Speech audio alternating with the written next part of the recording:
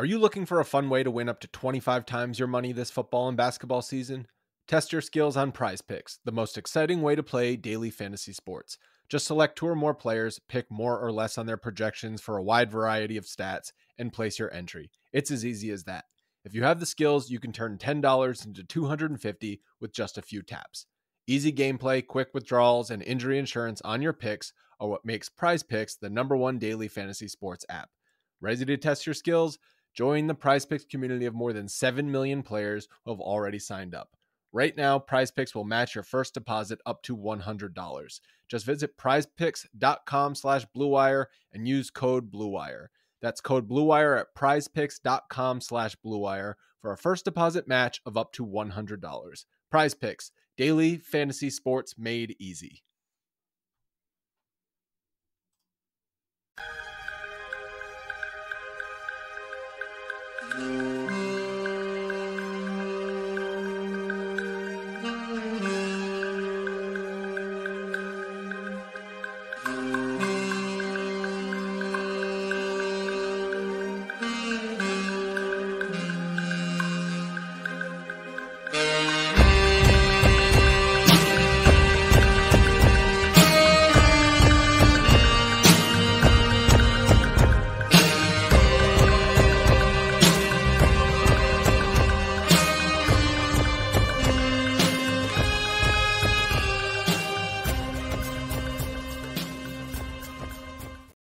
Hello, welcome to another episode of Pod Maverick After Dark, though in this instance, Pod Maverick mid-afternoon.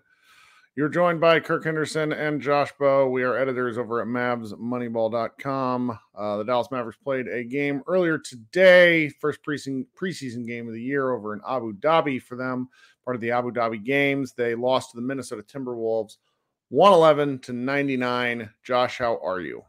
I'm doing good. Everyone listening, big props to Kirk, because if you're listening to this not live, like just in your podcast feed, Kirk basically did the live show with the fans to come up on stage and talk.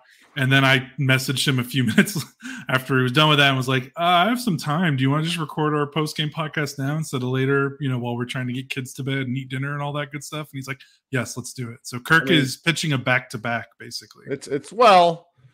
I don't know. We kind of do this in the season, but we usually do it at dead of night. True. And it's kind of odd because I usually formulate a lot of my takes for the live show with Pod Maverick fans during talking to you. So it's a little weird kind of doing it out of order. It's going to show up in the feed out of order. We're recording this on Thursday afternoon. I'm not going to post it to podcast feeds until Friday morning. So, it'll be a little out of whack, but out of whack is kind of how you describe preseason basketball, and out of whack is how I would describe how the Mavericks started this game, where they absolutely it looked like the Wolves were there to play basketball and the Mavs were there to shoot around.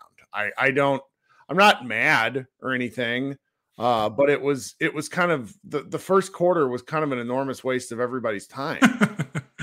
It was very funny to watch the reactions in real time because everyone is so on eggshells talking about this team after last season that I saw more in the first quarter people reacting or complaining about the overreactions and the freakouts than I actually saw overreactions and freakouts. And it was very funny to see they're down 29-9 or something in the first quarter, or 25-5, and they didn't make their first field goal was, I think, at the 6-minute mark of the first quarter. Horrendous. And it was funny, and it was funny to see people try to not act like what they were watching wasn't horrible basketball, it's okay. Like, just because they played bad isn't an indictment on anything. Like, we're allowed to call what we're watching bad. Yeah. Like, it was bad, but that doesn't mean the season's over. It doesn't mean anything. It's just we just watched a bad first half of basketball. So that was just funny to see people trying to do the mental gymnastics of watching that, and not trying to seem overtly callous about what they were watching. But yeah, it was a pretty crappy first quarter, and then from there things were like okay for the rest of the way. But it definitely looked like a first preseason game, although it was also funny to see people like, well, the Mavericks are jet lagged and they're doing all this Abu Dhabi promotional stuff. And it's like, guys, the Timberwolves are doing that's a horrible. They're all doing the exact same stuff too. So for whatever reason, the Timberwolves were ready to play today and the Mavericks weren't. The Mavericks had 2 rookies start and the Timberwolves had their full starting 5 from last season. So that's what's going to happen. You're going to get smacked around when you're playing young guys. That's probably okay. Your most interesting point about the game, where it's like the continuity issues. Yeah. I will say though, we had in the group therapy, the first person who came to talk basically said, like, I'm tired of watching these Jason Kidd teams not look prepared to play basketball. I was wondering, was anyone angry on the? I haven't listened yet. Was anyone like actually? I would say, like, the whole point of those is to kind of work out overreacting. Like, longtime listener Glenn was very irritated as he was like driving around, which was great. And I feel like, 'cause I get it, but it's just like you want to see some urgency, and you just have to reconcile with the fact that when it comes to preseason basketball, you're not going to get it. You're just not going to get it. Now, 3 weeks from now, when they play their first game, if the Mavericks look like shit. You know, because he brought up the first game of the Jason Kidd era, they got destroyed by the Atlanta Hawks, and I'd forgotten about that. He's absolutely right. If they get beat like crazy again to start the regular season, or they look, unprepared, it's a fair criticism. I'm just not gonna worry about it yet because I think the continuity issues are big. I also felt they did very little to help. They when you're out there with 2 rookies, you got to press the easy button. You got to do something easy. And there was so many like useless ISOs from Luka and then from Kyrie too, because Kyrie was just like 1 of 6 in the game. And it's like, guys, like, can we run an offense? Can we run a pick and roll? And then you because you had a meeting, you missed the lively kind of actual functional pick and roll. Just press the easy button. Spam pick and rolls. Make them stop it. I promise, because it's going to happen eventually. I don't know. That was kind of the only thing where it's a little confusing, where it's like you get down 11-1. There's a couple of timeouts called. At one point it was 22-5. And it's just like, you got to call an easy play to get a bucket to settle everybody down. And they did not do that. And it just allows for like this. It just is prime overreaction territory where it's like, well, what are we doing? The NBA clearly put a lot of emphasis on this game and this weekend. I knew this was a thing. I did not understand how much of a thing it was with the sheer number of basketball celebrities in the arena. Yeah. They definitely rolled out the red carpet. Part of the reason, I was wondering, like, the Timberwolves played their starters into the third quarter. And I have to imagine that there was some sort of like, maybe like not necessarily anything written, but just like a handshake, wink, wink, like, hey, can one of y'all, maybe not both teams, but can some of y'all just play some of your stars a little bit longer than one half? Right. Because that's what, everyone there is paying tickets. Like, there are people that are going to be in that arena that might be the only the crowd was chanting they've ever seen. Crowd was chanting for Kyrie in the third quarter. And it's like, okay, wow. Maybe he plays more, and maybe the Mavericks guys play more in the second game. But you talked about like the plays and the easy buckets, and I get what you're saying, but also it's like you're just not going to see cool stuff. Like, they're not running the stuff like the bread and butter stuff in the preseason is just like, it's for the vets to get their conditioning and their legs under them, and for young guys to just like see NBA action and get them as up to speed as you can. Like, they're not gonna run Luka Kyrie pick and rolls in the preseason. They're not gonna do some of the cool stuff. They should do more Derek Lively stuff just because he needs to learn when he's on the floor. But otherwise, like, you're going to see vanilla, like, and this isn't just the Mavericks. Every team is going to be doing like the most basic vanilla stuff you've seen, because these coaches are lunatics and think that they have to hide everything. The Wolves didn't, though. The Wolves were like, their motion was really interesting to watch. Where and I started talking about it on the last show, and one guy was like, "I don't want to talk about that." Which shout out to Brian. I agree. He's like, I get why it's Mavs show, but it was like they were cut. Like, you had Karl Anthony Towns cutting from the top of the key and receiving passes in the middle of the lane off of kind of like not like it's not a handoff, but it was like just really short, simple, like real movement based. And the Mavericks were having a hard time stopping it. And it's different. Like, I get Luka and Kyrie are going to dribble, but they're also both good basketball players. If I a kingdom for an offensive play that doesn't involve 17 seconds of dribbling. Yeah, it was very funny to see even the first half. I mean, it didn't matter because the starters didn't really play in the second half, but the box score of the starters is basically like the box score of every Mavericks game for the last 3 years. Right, Grant Williams like a real Dorian Finney-Smith. Yeah, he is the Dorian Finney-Smith replacement. But it is funny. Luka 25 points, the other 4 starters combined for 11. It was just funny. Again, it's not like this is what's going to happen. It's like Lively and Prosper. Yeah, like Lively and Prosper look like rookies, and like. I want to make a point here about this because I think a lot of people have been confused why both of us I think are on the team play the young guys in rookies camp. I think we're both on that team. Sure. I know there's a lot of other people on that team too, media people, fans. And then there's a kind of pushback on that. And why do you want to play the rookies so much because of all the historical data about rookies and teams that want to contend? Right. You don't see rookies impactful on playoff teams except for some rare exceptions. And for me, it's I'm sure some people are going to look at this game and be like, see, this is what it's going to look like if you play a bunch of rookies a lot of minutes. It's going to look ugly. And then for me, it's I know, you're not surprised. I agree, it is going to look ugly. If it looked amazing, that'd be a testament to the coaching staff and everybody involved. It wasn't. You should have known it would have been a little bit wonky. Yeah, and I'm embracing the I want to embrace the wonkiness. This team finished 11th in the West last season. I don't want them to just their goal to be good next season. Their goal needs to be good in 2024 and 2025 and 2026.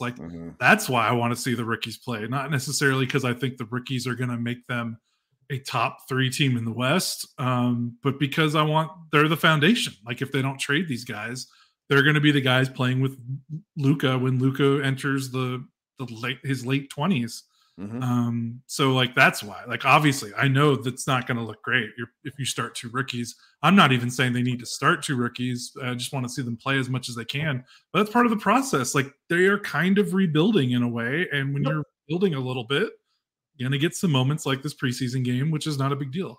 We're driven by the search for better, but when it comes to hiring, the best way to search for a candidate isn't to search at all. Don't search, match with Indeed. If you need to hire, you need Indeed. Indeed is your matching and hiring platform with over 350 million global monthly visitors, according to Indeed data, and a matching engine that helps you find quality candidates fast. Ditch the busy work. Use Indeed for scheduling, screening, and messaging so you can connect with candidates faster. And Indeed doesn't just help you hire faster. 93% of employers agree Indeed delivers the highest quality matches compared to other job sites, according to a recent Indeed survey. One of the things I love about Indeed is it makes hiring all in one place so easy and streamlined so I can spend more time on the rest of my business. Leveraging over 140 million qualifications and preferences every day, Indeed's matching engine is constantly learning from your preferences. So the more you use Indeed, the better it gets. Join more than 3.5 million businesses worldwide that use Indeed to hire great talent fast. And listeners of this show will get a $75 sponsored job credit to get your jobs more visibility at Indeed.com/Blue Wire. Just go to Indeed.com/Blue Wire right now and support our show by saying you heard about Indeed on this podcast. Indeed.com/Blue Wire. Terms and conditions apply. Need to hire? You need Indeed. This is when you possess a superstar or a player that's going to be a superstar, a future superstar. What the Mavericks have right now is a year 2 roster with a year 6 superstar. That's a really good way to put it. Kyrie Irving is amazing. That's not a Kyrie shot. It's just the rest of the roster is not up to speed yet. That's okay. That's what they needed to do. Yeah. They needed to do this. They need to take a step back to take a step forward. Mm-hmm. And I am bullish still because, Omax had a terrible game. He had a terrible game. He looked nothing like the player we saw in Summer League. He has an aversion to steals. He was getting beat off the dribble in ways that I've not seen him get beat off the dribble. His shot didn't look good. That's fine. He's a huge person. And I'm willing to give him the benefit of the doubt. Lively was a little different. Lively getting kind of a big boy introduction, and really it's a silly thing. I think I'm probably overemphasizing this. That Lively looks fine when he's standing out there next to Gobert and Towns is a big important sign for me, because like I remember, do you remember when the Mavs drafted AJ Hammond like 8 years ago? Yes, that dude didn't look like a fucking NBA player. He just didn't look like a player. Like there's something like look about it, be about it. Like he's big, he's strong. He you know, you can see like where he's going to get stronger in his game just from watching him play. He also, and granted, I would need to watch this again. Nothing stood out to me where I was like, oh, that was a massive mistake where you hosed your teammates. That's been a big thing for me as I've been watching him. Did you see anything that stood out like that? No, nothing really.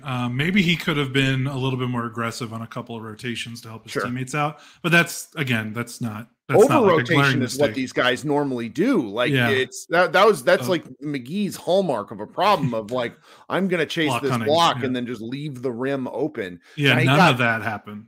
The Mavericks got punished on the offensive boards, but again, Towns and Gobert are huge, and that's an element of a, you know, I bet we see that cleaned up a little bit for game 2.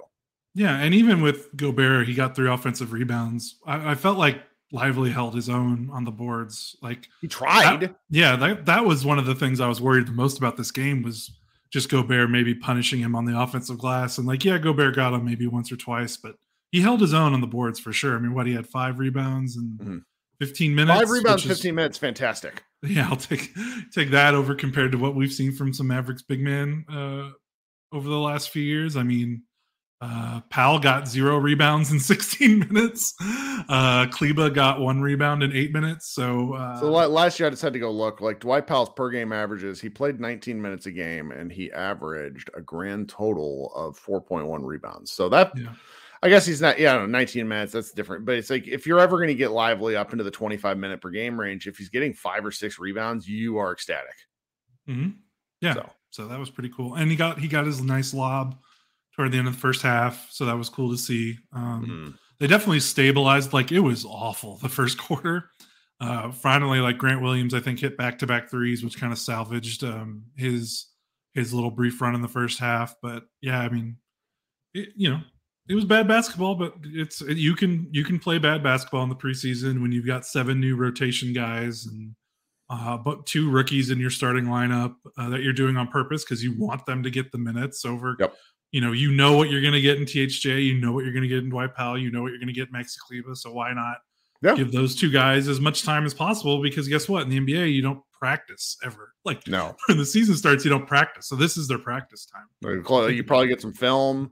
You probably get some live game. You come to the sideline and it's like, hey, be looking out for this. But then it's on to the next one. To the next one. So yeah, I walked away from this and I was very pleased. You talked about this, and I think it's very worth mentioning and pointing out. Jaden Hardy was terrible in Summer League. Like he just wasn't good. Both times, by the way. Both times. Yeah. Last time and this most recent time. Yeah. He had the same role in these games where he's handling the ball more than I thought he would have. And he looked good. He just looked good. Like he wasn't very efficient. He missed a lot of free throws, but he got the line 8 for 8 shots. That led the team by Luka had 7. The ability to get to the line as a young player like that, pretty important. His shot looks so good. I'm really pleased with how him and Green played. That was one of like the other big positives that I had from the game. Yeah, I think with Hardy, what was the 8 free throws, that's notable because that's all he did in this previous summer league from this year. That's kind of what salvaged his stat line was he got to the free throw line like 10 times a game in summer league. And you wonder, does that translate because it's summer league? You never know what's going to translate from summer league to the real thing. So to see that did translate a little in this first preseason game, like that's pretty cool. And that he's going to need that because I think he's, he has to work on his finishing around the basket. And that's going to be kind of tough for his, he's not small, but he's not big, and he's not slow, but he's not necessarily like the fastest player.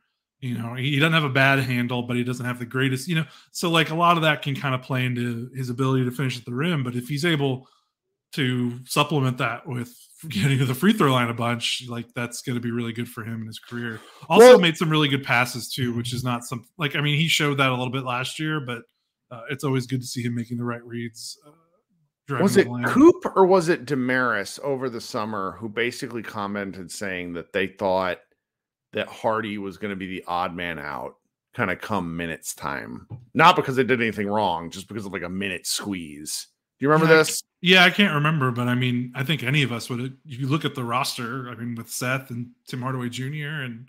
and Green and Luka, the guard minutes are going to be tough to come by.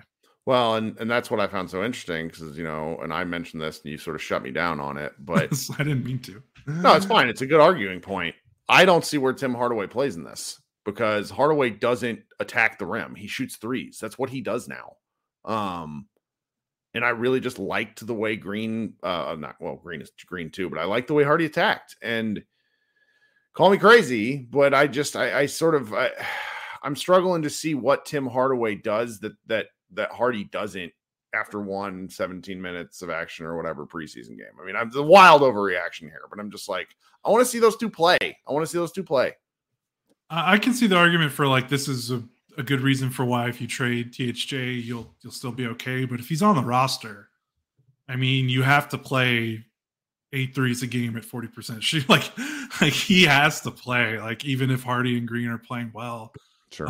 Like he's still, I mean, if you still look at the roster, he is still, as of right now, the most high volume, accurate 3-point shooter on the roster. You would think. Sure. Like Grant will probably challenge him a little bit.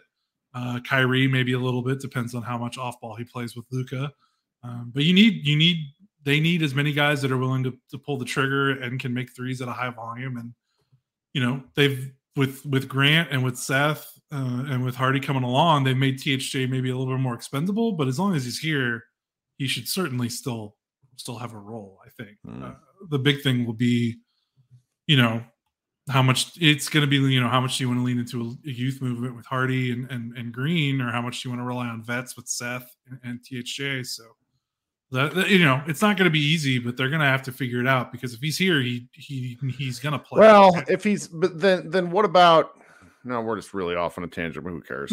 What about the idea, like, do you remember our made up, like, Davis Bertans rule, where it's like when Bertans hits if he hits one of his first 2 shots, then you just keep playing him. But if he misses his early shots, you got to pull him. I think what's going to happen is if Hardaway has a string of tough games, fans are going to be calling for his head. And it's like, veteran coaches stick with veterans. And it's I think for everybody's sake, and we just had a podcast where I talked about how much we like Tim Hardaway Jr. So that's what, this is obviously an overreaction, but I'm just like, I don't see how you keep him off the floor. That's all. It's just going to be hard to keep Hardy and Green off the floor.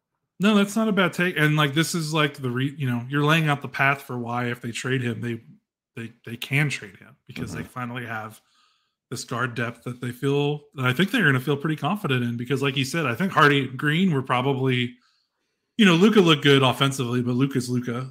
But like, in terms of like the biggest takeaways from this game, I mean, like Hardy and Green were probably by far the 2 brightest spots. Yeah, I think that's probably right. Trying to think if there's like anything else that's really worth talking about. I mean, Holmes is going to be another flashpoint, because I don't think the Mavericks want to play him. He was the third.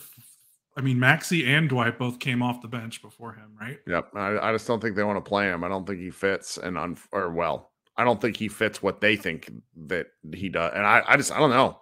I like watching the guy play. It's gonna be tough to watch him not play. Yeah, I think when you're watching these preseason games, I'm just kind of like looking for flashes of something. Sure. Outside of what we already know, like, Kyrie playing poorly, like, I don't care, because he's fine. Like, Luka playing great, also, it's fine. Like, he's Luka. Like, I don't need to give Luka gold stars for scoring 25 points in a preseason game. Like, he's awesome. Yep. But Holmes played like 9 minutes, and you're talking about a guy that didn't play at all last year, basically, in Sacramento. He got sent to his own version of the Rick Carl Phantom Zone. I mean, obviously his stat line, 2 points, block, steal, 2 rebounds, and 9 minutes isn't crazy, but like his steal was really nice. Like he kind of did a fronting the post and kind of got around and stole an entry pass and kept the ball in bounds, which was really nice. Had a nice block, and then had a nice finish in the lane on a pick and roll. That wasn't like an easy layup dunk. It was like kind of like a hook shot that needed some finesse and skill. And I was like, oh, okay. I knew he could do that because he's got that push shot floater that from the free throw line that's like automatic. So he looked nice. He looked bouncy. He looked defensively pretty engaged, which is what I think kind of caused him to get out of the rotation in Sacramento was his defense. I'm not plugged into what was going on with the Kings last season, but I feel like that's kind of what it was. So he made 2 splashy defensive plays on a team that like desperately needs more steals and more blocks, regardless of what you think about those 2 stats. Like their steal rate and block rates last season were like bottom third of the league. So to see him make a couple of nice plays on the defensive end, like that was cool. And he kind of, when a team is getting its butt kicked for pretty much from quarter 1, quarter 4, like the guys that kind of splash a little bit, like they just stand out even more because it's very easy to come into a game when you're getting your tails whipped and just kind of contribute to that. But he showed some spunk. I mean, he was a +5 in 9 minutes, and I know individual plus minus isn't anything to write home about, but I don't know. I liked him when he was on the floor. Felt like he did good things. That's the way I felt. Well, probably shouldn't beat a dead horse. We're at 24 minutes. Our off-season pods probably belay a little bit of what the intent of these shows is, but in the regular season, hopefully our recap shows will be anywhere from 15 to 30 minutes, and then we can get on with your lives. We know all of you have multiple options when you want to be listening to post-game and pre-game and all this sort of Mavs content. There's a lot of things out there. Haven't asked for you to like the show and subscribe to the show, but if you could do that, I would very much appreciate it. Josh, is there anything else before we get out of here? No, I don't think so. I think just they're going to play the same team again on Saturday, and hopefully it's a better first quarter, and we'll see what happens. That's right. So schedule-wise, what'll probably happen is I think Josh and I will probably record a recap show of that game. Yep. I probably will not do a live show just because it feels like well, it's Saturday and it feels like it's the same team twice in preseason. It's like it's just a lot of like making like I have fun talking about this stuff, but I also feel like the longer you talk, the more likely you are to say something you regret.